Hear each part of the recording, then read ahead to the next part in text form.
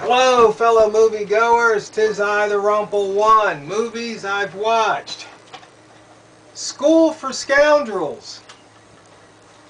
This was made in 1959.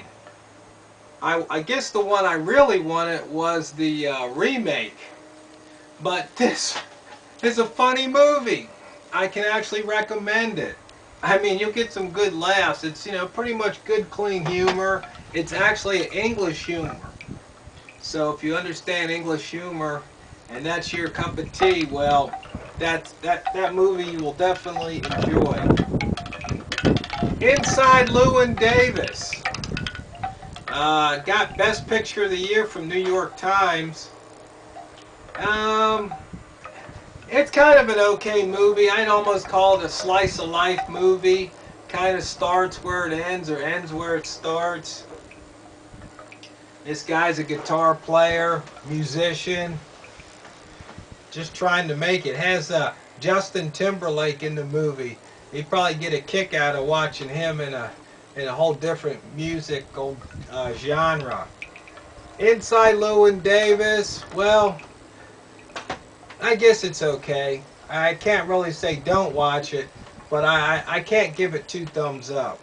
Assassination Games. Jean-Claude Van Damme. Actually, I think this is one of his better movies. Wasn't too hokey. Of course, guys get shot and beat up and all, but I like this movie. I could recommend it.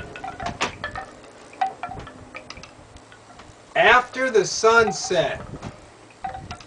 Woody Harrelson. Need I say more? Selma Hayek. Pierce Brosnan. This was a good movie. I liked it. I think you'd enjoy it too. Pierce is a bad guy. Usually Pierce is a good guy. But I guess actually he's kind of a good guy, bad guy, or bad guy, good guy in this movie. And Woody's just pure Woody. Gotta love him. Arbitrage. Richard Gere. Susan Sarandon. Only thing about this movie is instead of Richard Gere, they should have had Alec Baldwin. Because Richard Gere as the bad guy womanizer just he just can't do it like Alec Baldwin. So, but it's a good movie. But I think they should have had Alec Baldwin in the role. Charlie Wilson's War. Tom Hanks, Julia Roberts, Philip Seymour Hoffman. Julia, you looked awful in the movie. But this is one of those movies about how our Congress, our Congress, our U.S. Congress. Yes, it's based on a true story, but how we got involved in Afghanistan and how all the build-up. I guess in a way it's kind of it's a sad movie in the sense that it's just sad that this is what our country does. This is what our country is capable of doing. This is what our country is still doing. We just haven't learned our lessons. The Lovely Bones. Mark Wahlberg, Susan Sarandon.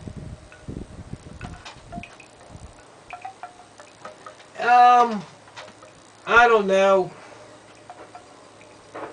Anything that has to do with child molestation. I mean, it's a topic that needs to be discussed. It's a topic that, it shouldn't even have to be discussed, but, it happens. So, I wouldn't say this is an entertaining movie, but it might be important because sometimes if you're not reminded of the evils that can go on around you, you might just drop your guard. So anyway, moving on. Looking for comedy in the Muslim world. It's kind of funny. Oh, yeah, it's definitely kind of funny. But just the thought, once again, our government. But I'd recommend it just for I guess it's kind of a different kind of laugh. The Messenger, another Woody Harrelson movie. Oh, Woody. Woody is just Woody. The facial expressions that Woody has, I mean, are just priceless. I mean, he can just have that look of disgust, that look of anger. I mean, he just really captures that emotion. He's a master at it. Good movie. Quarantine. Do not watch this movie. Do not waste your time. It says quite possibly the best horror film this year. Quite possibly the worst movie. Well, no, it's not the worst movie, but in the top 10 of worst movies ever made. If it doesn't make the top 10, top 20. But under the W category for worst movie is where you should find Quarantine. So, okay.